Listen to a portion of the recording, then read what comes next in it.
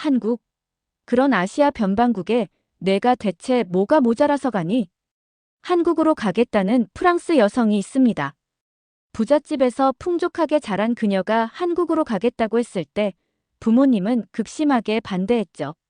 하지만 부모님의 뜻을 꺾고 기어이 한국으로 온 이 프랑스 여성은 오자마자 후회를 했다고 하는데요. 대체 무슨 일일까요?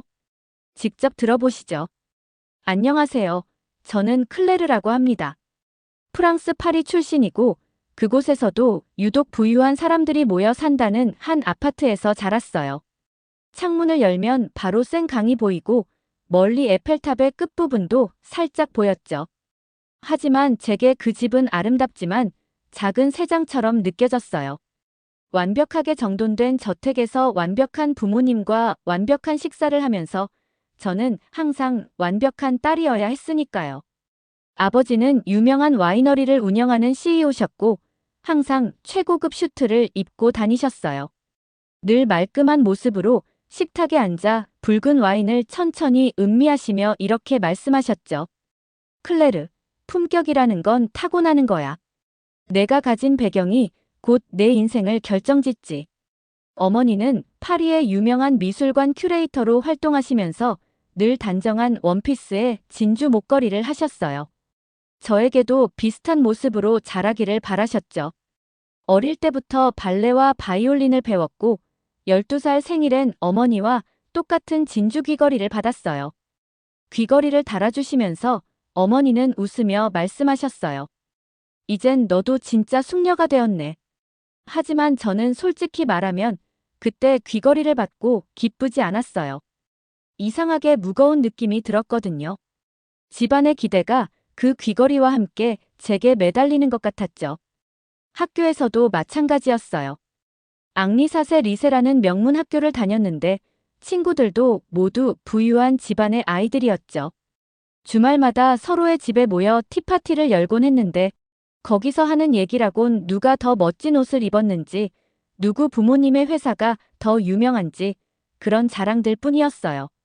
그런 얘기를 들을 때마다 제 마음 한편은 텅 빈 것처럼 공허했죠. 한 번은 학교에서 돌아와 저녁 식사를 하다가 제가 살짝 웃음을 터뜨렸어요. 그날따라 웨이터가 조금 실수했거든요. 그런데 갑자기 아버지가 저를 차갑게 쳐다보며 말했죠. 클레르, 식탁에서 품위를 잃으면 안 되지. 항상 누군가 너를 지켜보고 있다고 생각해. 그 말에 제 얼굴은 금방 굳어졌고 어머니는 제게 차갑게 속삭이셨죠. 사람들은 항상 우리 가족을 평가한단다. 그때 깨달았어요. 이 집에서 저는 진짜 내가 아니라 완벽한 클레르라는 배역을 연기해야 했다는 걸요. 그렇게 매일 연기를 하다 보면 밤에 침대에 누웠을 때 진짜 제 모습이 뭔지 모르겠다는 생각이 자주 들었어요. 그래서 일기장에 늘 똑같은 문장을 써 내려갔죠. 진짜 내 모습을 아무도 몰라. 그러던 어느 날 제 16번째 생일에 친구 소피가 특별한 선물을 건넸어요. 소피는 방학 때 아시아 여행을 다녀온 친구였죠.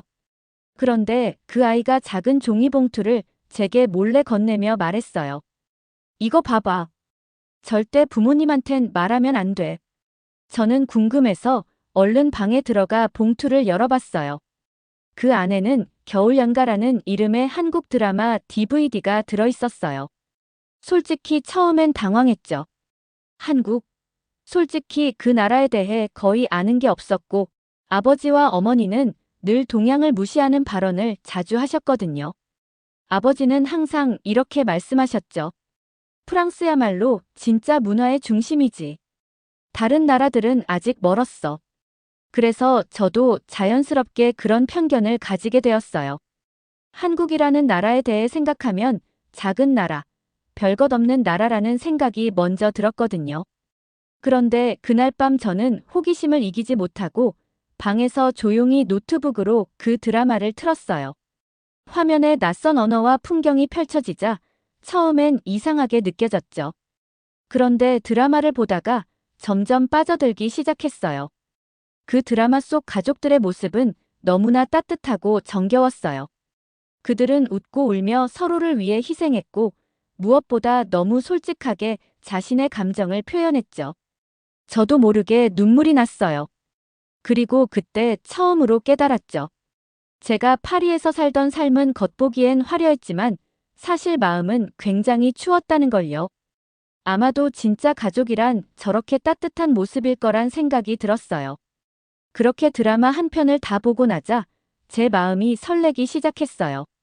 그리고 노트북을 닫고 창밖으로 센 강을 바라보며 혼자 중얼거렸어요. 언젠가 한국에 가보고 싶다. 그날 이후 저는 몰래 케이팝을 듣기 시작했고 유튜브로 한국의 길거리 음식 영상을 보기 시작했어요. 프랑스 요리와는 완전히 다른 매력에 흠뻑 빠졌죠. 화려하진 않았지만 솔직하고 따뜻하고 그냥 사람 사는 냄새가 났어요. 부모님은 여전히 모르셨지만 한국이라는 나라는 제 작은 새장 안에서 바라보던 세상 중 가장 흥미로운 곳이 되었죠. 그러다 고등학교 졸업이 가까워졌어요. 아버지와 어머니는 당연히 제가 파리 정치대학에 들어갈 거라고 믿고 계셨죠. 한치의 의심도 없으셨어요. 어느 날 식탁에 둘러앉아 조용히 식사하던 중 아버지가 잔에 와인을 채우시며 이렇게 말씀하셨어요. 내 미래는 이미 준비되어 있다. 정치대학 졸업하고 좋은 집안 남자 만나서 결혼하고 우리 가문 이름을 지켜야지. 늘 들어온 말이었지만 그날따라 유독 가슴이 답답했어요. 마치 목을 조이는 것처럼 숨이 막혔죠. 그날 밤 저는 몰래 방 안에 들어와 노트북을 켜고 한국대학 유학 정보를 검색하기 시작했어요. 진학 조건부터 장학금, 기숙사까지 꼼꼼히 살펴봤죠. 믿기지 않게도 제가 원하는 대학에선 국제학생 장학금까지 주고 있었어요. 순간 가슴이 쿵 내려앉는 느낌이었어요. 두근거림이 멈추질 않았죠. 정말 갈 수 있을까? 마음 한쪽에서는 두려움도 있었지만 다른 한쪽에서는 분명한 설렘이 피어오르고 있었어요. 며칠을 고민한 끝에 저는 부모님께 용기를 내서 말했어요. 식탁 앞에 앉아 조용히 숨을 고르고 천천히 입을 열었죠. 저 한국에 1년만 유학 가보고 싶어요. 순간 식탁에 내려앉은 공기는 너무나 무거웠어요. 숨소리조차 들리지 않았죠. 아버지는 천천히 와인잔을 내려놓고 안경을 벗으시더니 차갑게 웃으며 말했어요. 뭐라고? 한국? 거기 그 일본하고 중국 사이에 낀 그 작은 나라 말이냐? 어머니도 당황한 얼굴로 고개를 저으셨어요. 거긴 휴전국이잖니. 북한이 언제 쳐들어올지 모르는 위험한 나라야. 뉴스 안 보니? 매번 미사일 쏜다. 핵 개발한다. 그런 이야기만 나오는 곳인데. 왜 그런 이상한 데를 가겠다는 거야? 아버지는 더 목소리를 낮추셨죠. 오히려 낮은 목소리라 더 무서웠어요. 클레르, 잘 들어. 너 지금까지 우리가 얼마나 애써서 널 여기까지 키웠는지 생각해봐라.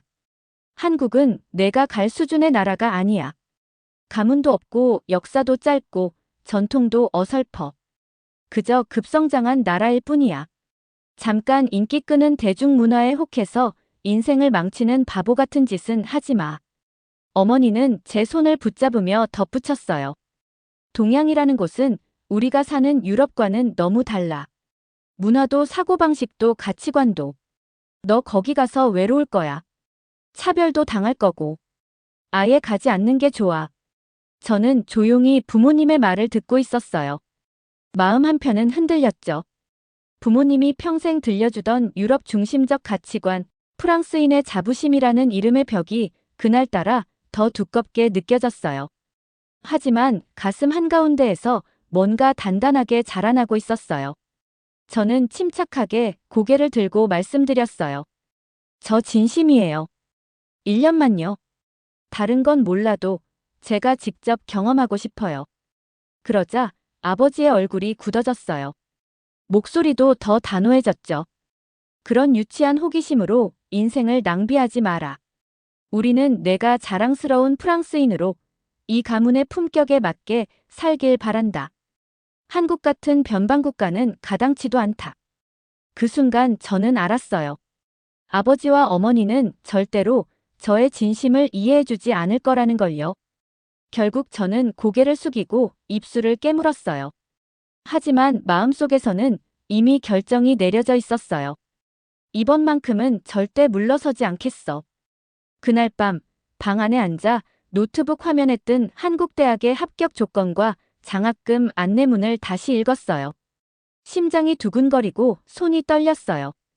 그런데 이상하게도 웃음이 났어요. 두려움보다 더 큰 설렘이 저를 움직이고 있었거든요. 그렇게 저는 태어나서 처음으로 부모님의 뜻을 거역하기로 결심했어요. 한국으로 가는 길은 제게 완전히 새로운 삶의 시작이었죠. 그리고 저는 알았어요. 아무리 부모님이 반대해도 저는 이 작은 세상을 떠날 준비가 되어 있었어요.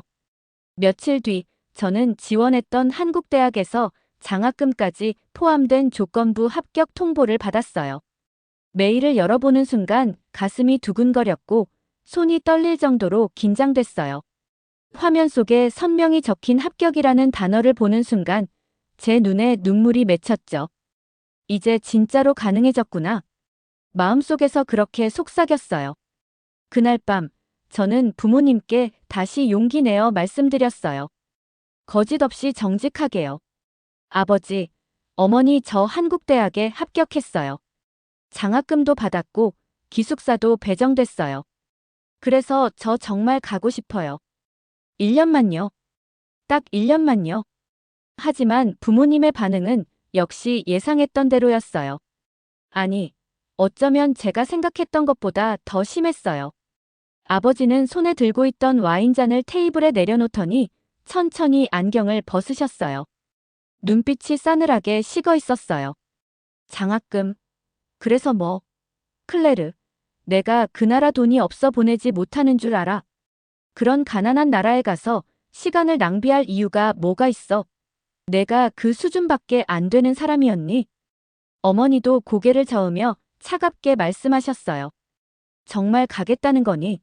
넌 아마 가서 고립되고 외로워지고 후회할 거야. 그 나라가 아무리 내 눈에 좋아 보여도 결국은 잠깐의 흥미일 뿐이야. 돌아오면 아무것도 얻은 게 없을 거야. 저는 두 손을 꼭 쥐고 눈을 감았다 떴어요. 두 분의 말을 듣는 내내 심장이 쿵쿵 뛰었지만 물러설 마음은 없었어요. 그래서 마지막으로 조용히 말씀드렸어요. 가서 얻을 수 있는 게 뭔지 저는 제가 직접 보고 싶어요. 지금 이대로 프랑스에 남으면 저는 평생 제가 누군지도 모른 채 살게 될 것 같아요. 제 인생을 스스로 결정하고 싶어요. 순간 아버지의 얼굴이 붉어졌어요. 목소리는 더 낮아졌고 오히려 차가웠어요. 그래, 가라. 하지만 한 가지만 명심해라. 내가 그 나라에 가는 순간 난 널 더 이상 우리 가문의 후계자로 인정하지 않겠다. 그건 내가 선택한 거니까. 내 인생이니까. 어머니는 울먹이며 얼굴을 돌리셨고 아버지는 더 이상 말을 잇지 않았어요. 그날 밤 저는 방으로 돌아와 한참을 울었어요. 무섭고 두려웠고 외로웠어요. 하지만 동시에 알 수 없는 해방감도 느꼈어요. 저는 마침내 제 인생을 스스로 선택한 사람이었으니까요. 결국 저는 아버지 몰래 비행기 표를 샀고 기숙사 등록도 마쳤어요. 유학 준비를 하면서도 부모님과의 분위기는 싸늘했지만 이상하게 마음은 담담했어요. 어쩌면 저는 그동안 너무 오래 갇혀 있었던 걸지도 몰라요. 그리고 마침내 출국 당일. 아버지는 공항에 나오지 않으셨고 어머니는 말없이 저를 안아주셨어요. 한마디도 하지 않으셨지만 저는 어머니 눈가에 맺힌 눈물을 보고 마음이 저릿했어요. 비행기에 올라 자리에 앉았을 때 저는 핸드폰을 꺼내 마지막으로 프랑스 집 사진을 바라봤어요. 그리고 그렇게 저는 한국행 비행기를 탔어요. 제 인생의 첫 번째 진짜 선택, 그 시작이었죠. 인천공항에 도착했을 때 저는 순간적으로 숨이 막히는 기분이었어요. 비행기에서 내려 처음 밟는 땅은 프랑스와 너무 달랐죠. 한글 간판들이 빼곡히 서 있고 사람들이 정말 믿을 수 없을 만큼 빨리빨리 움직이고 있었어요. 한국 사람들은 왜 그렇게 급할까 하는 생각이 먼저 들었어요. 솔직히 좀 겁도 났어요. 그런데 그때 공항 직원이 친절하게 다가와 영어로 말 걸어주지 않았다면 아마 그 자리에서 멍하니 서 있었을 거예요. 도와드릴까요? 그 따뜻한 미소 하나에 마음이 조금 놓였어요. 그리고 저는 마음속으로 다시 한번 다짐했죠. 그래, 잘할 수 있어. 이건 내 선택이니까. 그렇게 제 인생의 진짜 첫 발을 내딛었어요. 무엇을 도와드릴까요? 친절한 미소로 도와주는 직원 덕분에 금방 마음이 편해졌죠. 택시를 타고 서울 시내로 들어가면서 저는 창밖을 정신없이 바라봤어요. 끝없이 펼쳐진 고층 빌딩, 사람들로 붐비는 거리, 현란한 네온사인까지 파리의 우아하고 고요한 풍경과는 전혀 다른 세상이었죠. 갑자기 두렵기도 했지만 동시에 묘한 설렘이 밀려왔어요. 제가 지금까지 경험하지 못했던 자유가 눈앞에 펼쳐지고 있는 것 같았어요. 한국 대학 기숙사에 도착했을 때 룸메이트 민지를 처음 만났어요. 민지는 제가 도착하자마자 환한 얼굴로 인사하며 말했죠. 안녕, 난 민지야. 너 프랑스에서 왔다며? 와, 완전 멋지다. 파리에서 왔다니. 민지의 열정적인 환영에 저는 순간 웃음이 나왔어요. 처음 만난 사람에게 이렇게까지 친절한 건 제 인생에선 거의 처음 있는 일이었거든요. 파리에선 처음 보는 사람과 인사를 나누는 것도 조심스러웠죠. 너 한국 음식은 잘 먹어? 김치 먹어봤어? 민지가 궁금한 눈으로 물었어요. 솔직히 김치는 영상에서만 봤고 처음엔 냄새 때문에 좀 걱정이었어요. 그래서 조심스럽게 대답했죠. 아직 못 먹어봤어. 사실 냄새가 좀 걱정이야.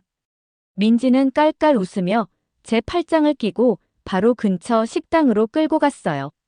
민지가 주문한 메뉴는 김치찌개였죠.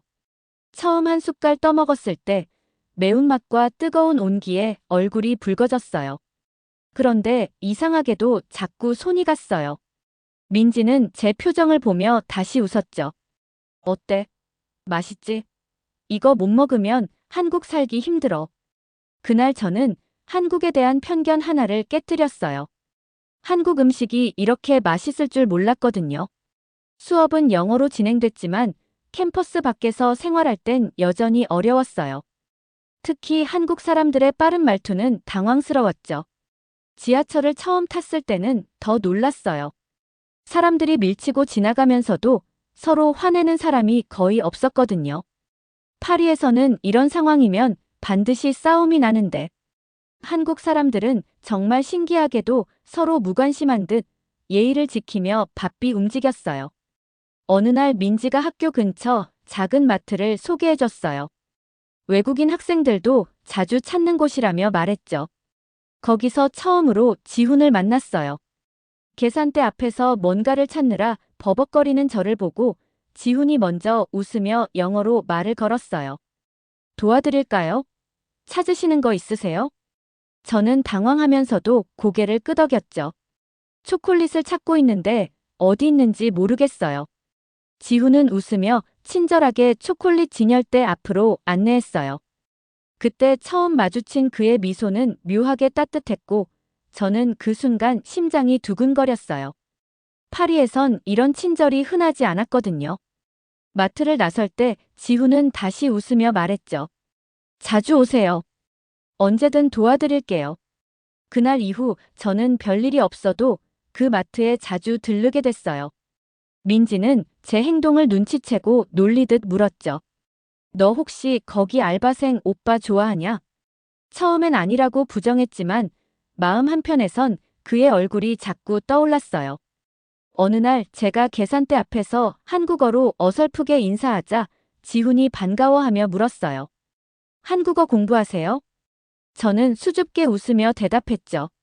네, 아직 많이 못해요. 지훈은 그때부터 제가 계산대에 설 때마다 한국어 단어를 하나씩 알려줬어요. 그렇게 배운 단어는 아주 평범한 것들이었지만 제겐 특별했죠. 파리에서 자란 제가 한국의 작은 마트에서 이렇게 평범한 친절에 행복할 줄 몰랐어요. 어느 날 기숙사에서 혼자 한국 드라마를 다시 보고 있는데 민지가 놀리듯 말했어요. 너 이제 완전 한류 팬이네. 프랑스 돌아갈 생각 없지? 그 말에 갑자기 가슴이 철렁했어요. 프랑스로 돌아가야 한다는 사실을 잊고 있었거든요. 그때 깨달았어요. 한국에서의 삶이 이미 제게 너무나 자연스럽게 자리 잡았다는 걸요. 며칠 후 학교에서 감기에 걸려 알아누운 날이었어요. 열이 나서 움직일 수도 없었죠. 그때 갑자기 문을 두드리는 소리가 났어요. 힘겹게 문을 열었더니 지훈이 서 있었죠. 그의 손에는 따뜻한 죽과 약봉지가 들려 있었어요. 민지가 말해줬어요. 이거 드시고 빨리 나으세요. 지훈의 다정한 얼굴을 보자 눈물이 핑 돌았어요. 파리에서 아플 때면 부모님이 간호사를 보내곤 했지만 그것은 늘 형식적이었어요. 하지만 지금 제 눈앞에 있는 이 사람은 정말 진심으로 저를 걱정하는 게 느껴졌죠. 그 순간 제가 왜 한국을 사랑하게 되었는지 확실히 깨달았어요. 진짜 마음을 나누는 따뜻함이 이곳에 있었으니까요. 그날 밤 저는 제 일기장에 이렇게 썼어요. 내가 찾고 있던 진짜 행복이 여기에 있었다. 그때부터 저는 더 이상 이 도시가 낯설지 않았어요. 제 마음은 이미 한국이라는 나라에 깊이 뿌리내리고 있었죠. 이제 파리에서의 삶은 점점 멀게만 느껴졌어요. 저는 완전히 새로운 삶에 발을 들여놓고 있었습니다. 지훈이 챙겨준 죽을 먹고 잠에서 깨어났을 때 이미 창밖엔 해가 저물고 있었어요. 침대에 누워 천장을 바라보며 생각했죠. 지금 이 느낌은 뭐지? 프랑스에서 지낼 땐 혼자 아플 때마다 어딘지 모르게 서글펐어요. 부모님은 늘 의무적으로 간호사를 보내주곤 했으니까요. 그런데 오늘 지훈이 준 그 따뜻한 죽 한 그릇은 마치 마법 같았어요. 몸뿐만 아니라 마음까지 금세 나아버린 기분이었죠. 다음 날부터 저는 지훈과 조금 더 가까워졌어요. 가끔 마트에서 우연히 마주치면 서로 수줍게 인사를 주고받았죠. 한 번은 지훈이 먼저 물었어요. 클레르, 한국에서 가본 곳 많아요? 저는 조금 망설이다 고개를 저었죠. 아직 많이 못 가봤어요. 서울도 아직 다 못 봤거든요. 그러자 지훈이 갑자기 밝은 표정으로 말했어요. 그럼 저랑 같이 가볼래요? 이번 주말에 북촌 한옥마을이라도. 그 순간 저는 조금 놀랐지만 자연스럽게 입에서 대답이 나왔어요. 좋아요. 정말 가보고 싶었어요. 주말이 되자 지훈은 약속 시간보다 먼저 기숙사 앞에 와 있었어요. 저를 보자마자 환하게 웃으며 말했죠. 클레르, 오늘 옷 정말 예뻐요. 솔직히 저는 파리에서 자랄 때 항상 최고급 브랜드의 옷을 입었어요. 그런데 지금 입은 옷은 동대문 시장에서 산 아주 평범한 옷이었죠. 그래도 지훈의 그 한마디가 저를 세상에서 제일 아름다운 여자로 만들어줬어요. 함께 북촌으로 가는 동안 지훈과 이런저런 얘기를 나눴어요. 그가 물었죠. 프랑스에선 어떤 곳에 놀러 갔어요? 박물관이나 미술관, 아니면 고급 레스토랑. 부모님이 좋아하셨으니까요. 지훈이 잠시 생각하더니 웃으며 말했어요. 한국에선 그런 데이트보단 길거리 음식이나 한강에서 치맥을 많이 먹어요. 한 번도 안 해봤죠? 저는 웃으며 대답했어요. 치맥이 뭐예요? 지훈은 더 놀란 얼굴로 저를 쳐다봤어요. 한국 왔는데 치맥을 몰라요? 큰일이네. 북촌 한옥마을에 도착하자 좁고 아기자기한 골목들이 펼쳐졌어요. 프랑스에서 볼 수 없는 오래된 한옥들은 정말 아름다웠어요. 길을 걷는 동안 지훈이 작은 찻집으로 저를 이끌었죠. 그곳에서 처음으로 전통차를 마셨어요. 차를 마시며 창밖의 한옥 지붕들을 바라보니 갑자기 마음이 편안해졌어요. 지훈에게 조용히 말했어요. 사실 프랑스에선 한국에 대해 별 생각 없었어요. 솔직히 좀 무시했죠. 그런데 와서 보니까 너무 따뜻하고 좋은 나라였어요. 지훈은 살짝 웃으며 고개를 끄덕였어요. 그렇게 느꼈다면 다행이에요. 나도 클레르처럼 외국인 친구가 이렇게 한국을 좋아해주는 거 보니까 왠지 뿌듯한데요. 그날 저녁, 우리는 한강 공원으로 갔어요. 지훈은 편의점에서 치킨과 맥주를 사서 잔디밭 위에 앉았죠. 제가 처음 치킨과 맥주를 함께 맛보자 지훈은 마치 큰일이라도 한 듯 밝게 웃었어요. 이제 진짜 한국 사람 다 됐네. 저는 그 말이 너무 좋아서 깔깔 웃었죠. 파리에서 친구들과 있을 땐 항상 억지로 미소 지어야 했어요. 그런데 지금 지훈과 함께 있으면 웃음이 자연스럽게 터져 나왔죠. 그 후 우리는 매주 함께 서울 곳곳을 탐험했어요. 때론 홍대 거리를 걷고, 때론 이태원에서 시간을 보내며 점점 서로에 대해 알아갔죠. 지훈은 소박하고 따뜻한 사람이었어요. 화려한 옷이나 고급스러운 배경 없이도 저를 설레게 했죠. 어느 날 저녁, 비가 갑자기 쏟아졌어요. 우리는 급히 작은 카페로 뛰어들어갔는데 제가 추워서 떨자 지훈이 자신의 재킷을 벗어 제 어깨에 둘러줬어요. 춥죠? 옷이 좀 적긴 했는데 이거라도 입어요. 저는 그 순간 가슴이 뛰었어요. 파리에서 자랄 때 저는 남들에게 보여지는 모습만 신경 썼어요. 그런데 지훈은 오로지 제 걱정만 했죠. 저는 그날 처음으로 그의 손을 잡았어요. 지훈은 잠시 놀란 표정이었지만 이내 제 손을 꼭 잡아주었죠. 그날 밤 기숙사로 돌아와서 침대에 누워 천장을 바라봤어요. 이제는 더 이상 혼자가 아니라는 느낌이 들었죠. 그런데 문득 프랑스의 부모님 얼굴이 떠올랐어요. 부모님은 절대 이걸 이해하지 못할 거란 생각에 마음이 무거워졌죠. 며칠 후 부모님과 영상 통화를 했을 때 아버지가 차갑게 말했어요. 이제 놀 만큼 놀았으니 프랑스로 돌아올 준비를 해라. 더 이상 이상한 생각은 하지 말고. 어머니도 단호했어요. 클레르, 한국에서 내가 얻을 건 없어. 돌아와야지. 그 말을 듣고 저도 모르게 눈물이 핑 돌았어요. 한국에서 지낸 시간이 너무 행복했기 때문이죠. 그런데 마침 옆에서 민지가 듣고 있다가 제 어깨를 톡톡 두드렸어요. 클레르, 너 진짜 내 마음이 뭔지 잘 생각해봐.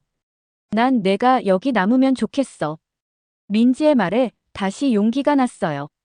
제가 원하는 삶은 부모님이 정한 삶이 아니었어요. 그 순간 마음을 굳혔죠. 절대 이 행복을 포기하지 않을 거라고요. 며칠 뒤 지훈에게 제 고민을 털어놓았어요. 지훈은 제 손을 잡고 진지하게 말했죠. 걱정 마요. 내가 프랑스로 갈게. 우리가 함께 할 수 있다면 어디든 갈 수 있어요. 그 순간 저는 울음을 터뜨렸어요. 지훈은 제 눈물을 닦아주며 말했죠. 클레르, 우리 꼭 다시 만날 거예요. 약속할게요. 그 약속이 있기에 저는 더 이상 두렵지 않았어요. 마음의 경계를 넘어 이제 진짜 제 인생을 살 준비가 되어 있었죠. 한국을 떠나 다시 파리로 돌아왔을 때 저는 마치 낯선 도시에 떨어진 것처럼 모든 게 어색했어요. 부모님은 공항에서 저를 맞이했지만 따뜻한 포옹 대신 형식적인 미소만 보였죠. 아버지는 차가운 말투로 말했어요. 이제 제자리로 돌아왔으니 정신 차려야지. 집에 들어서자마자 저는 숨이 막히는 느낌이 들었어요. 완벽히 정돈된 가구들, 조용하고 우아한 분위기, 모든 것이 예전과 똑같았죠. 하지만 달라진 건 바로 저였어요. 예전에 클레르는 이 집과 완벽하게 어울렸지만 이제는 이 모든 것이 저를 억누르는 느낌이었죠. 며칠 뒤 아버지가 말씀하셨어요. 파리 정치대학에서 내 입학을 기다리고 있다. 다음 주부터 등교 준비해라. 그 말을 듣고 저는 잠시 망설이다 용기 있게 대답했어요. 아버지, 저 전공을 바꾸고 싶어요. 동아시아학을 공부하고 싶어요. 아버지 얼굴에 순간적으로 분노가 스쳐 지나갔죠. 정신 나갔니? 그럴 거면 한국엔 왜 갔던 거야? 다시는 그 얘기 꺼내지 마. 하지만 저는 이미 마음을 굳힌 상태였어요. 몰래 정치대학 행정실에 찾아가 전공 변경 신청을 했죠. 부모님께 비밀로 한 결정이었지만 이제 더는 부모님의 틀에 맞춰 살 수 없었으니까요. 그리고 몇 달 뒤 정말 놀라운 일이 벌어졌어요. 지훈이 파리로 왔어요. 국제물류회사에 취업해 저와 가까운 작은 아파트에서 생활을 시작했죠. 처음 지훈과 함께 지내면서 정말 많은 어려움을 겪었어요. 주변 친구들은 지훈을 보자마자 이상한 시선을 보냈죠. 한 친구는 대놓고 말했어요. 클레르, 한국 남자와 결혼이라니 이해가 안 가. 프랑스엔 좋은 남자가 얼마나 많은데. 그런 말을 들을 때마다 마음이 아팠지만 지훈은 늘 웃으며 제 손을 꼭 잡았어요.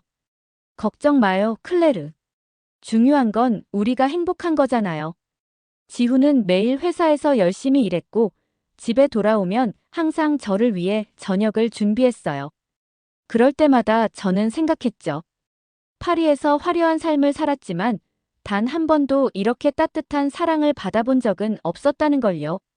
어느 날 아버지의 생일 파티에 지훈과 함께 참석했어요.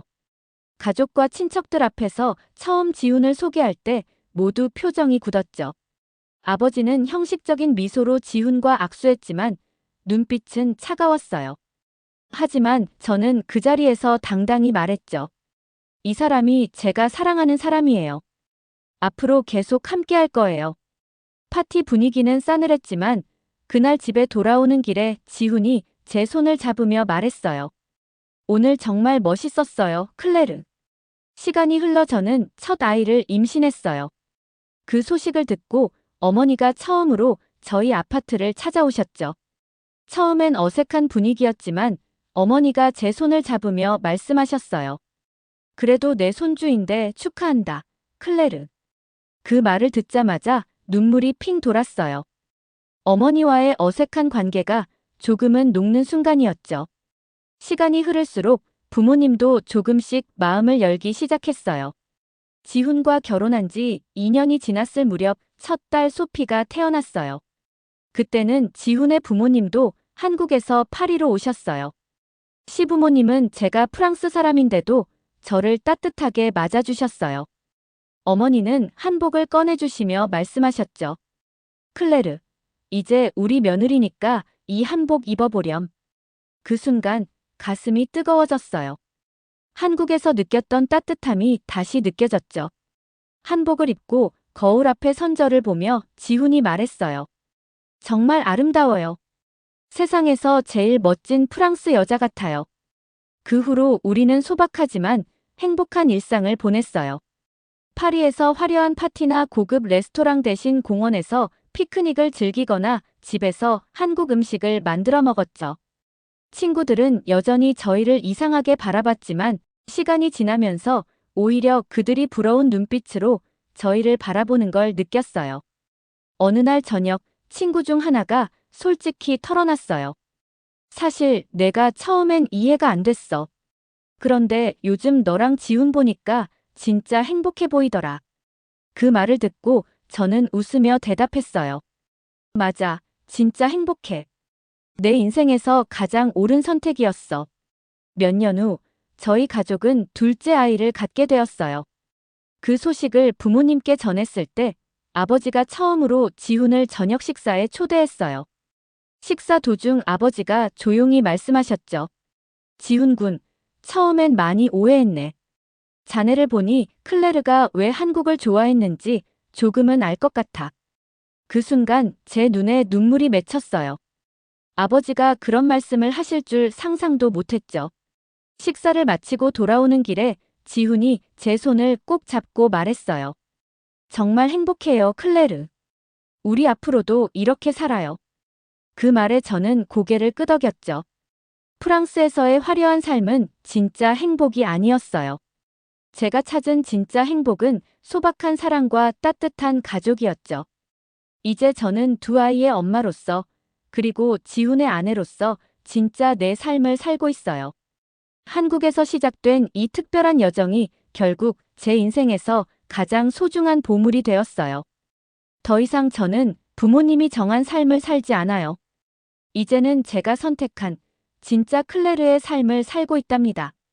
그리고 이 삶을 절대 후회하지 않을 거예요.